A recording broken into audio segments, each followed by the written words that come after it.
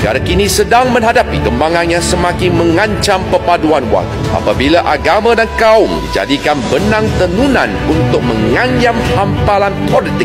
Benang tenunan untuk menganyam hamparan politik.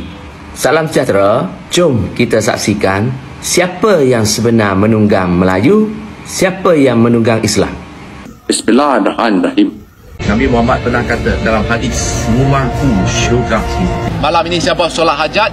Ke rumah-rumah sahabat beragama Islam, kita saling menjalin silaturahim, membina ukhuwah, juga keharmonian. Nawai itu niat suci kita. Bantu kontraktor kecil, khususnya kontraktor Bumi Putra. Tapi di sebalik lakonan-lakonan ini, takutkan orang bukan Melayu, khususnya orang Cina, jika parti Islam memerintah, negara akan menjadi semakin berunsur keagamaan. Kebebasan orang bukan Islam akan disekat, sekolah-sekolah vernacular akan ditutup, dan undang-undang Islam akan dilaksanakan.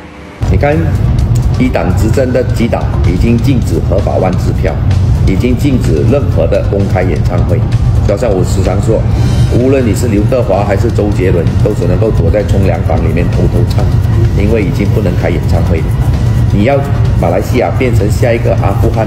人也是他，鬼也是他。